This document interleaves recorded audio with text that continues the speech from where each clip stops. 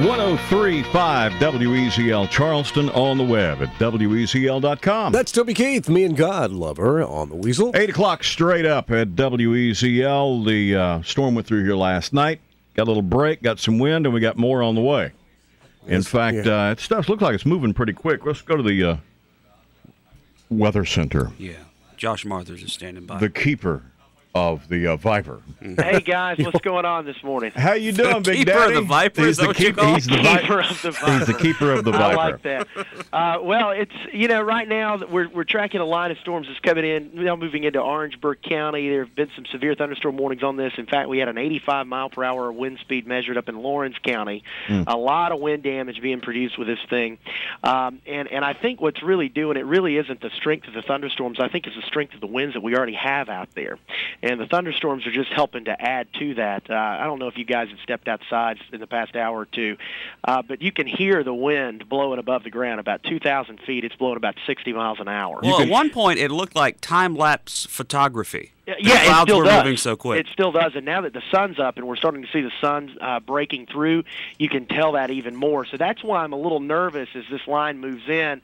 I don't think we're going to see the tornadoes. I know they do have a tornado watch out. Usually they'll do that when there's so much wind energy in the atmosphere, because sometimes it can do that.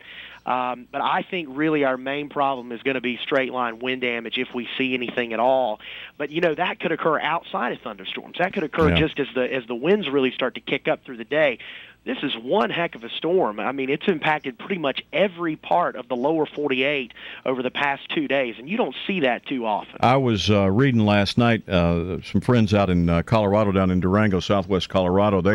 They got 48 inches of snow and measured 102-mile-an-hour winds at Wolf Creek Pass with the storm. Not surprised by that. Des Moines set an all-time record snowfall for the day yesterday. I think it was just over 10 inches in a 24-hour period. That's the earliest it's ever snowed that much in Des Moines. And this morning, I think they have a sustained wind of 45 miles an hour with 1.5 feet of snow on the ground in places out there. So that's real pleasant. And this is just a huge system, and it'll a big storm. And my guess is it will screw up more air travel in the Northeast today. Yeah, that's going to be your big problem. But we're going to have some wind delays across much of the East Coast, basically just because of the gusty gradient winds that are out there, which are gradient winds are non-thunderstorm winds. They're associated with large pressure. That's that stuff that gets stuck between the isobars, isn't it? That's it. Good. You do actually listen to it. I'm proud of you. Yeah, I've been learning, because I figure one of these days I'm going to need another job. You know what I'm saying? Well, you might. Just don't come take mine, okay, buddy? We gauge how bad it's going to be whether or not you crawl across the floor. So is this a crawling across the floor? No, this is not a crawling across the floor. In fact, that only happened one time, and I've told you this story many times why that happened. But apparently you still like to tell the story so much that I'm just going to let you have it. Just let him have it. But just to clear that up, that's because the map wouldn't center. And you know what? If the map doesn't center, I center myself. That's right. How about that? If it doesn't come up to you, you go down to it. That's exactly right. Yeah. Hey, look, we've got a couple hours before these storms get here.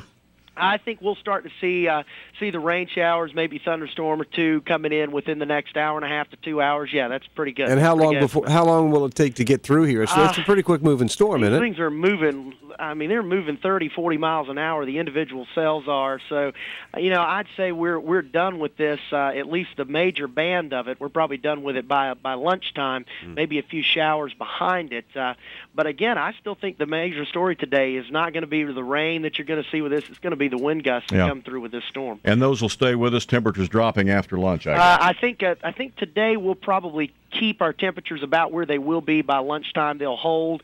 Then tonight we'll see some cooler air. Then we get our real surge of the colder air coming in tomorrow. In fact, just looking at some of the stuff coming down right now, Friday we may not make it out of the 40s. Wow. It's going to be a chilly day on Friday, and Saturday is going to be a chilly, rainy day too. So. See, he does know his stuff, Rick. You told me not to call him. No, I knew he knew it. Oh, okay. Anyway, I'll let you and Rick work that out. Keep talking. Josh Marthers, thanks, man. See you guys. See you. Josh Marthers, Storm Team 2, keeper of the Viper. It's 8:05 at WEZL. Buffalo chicken never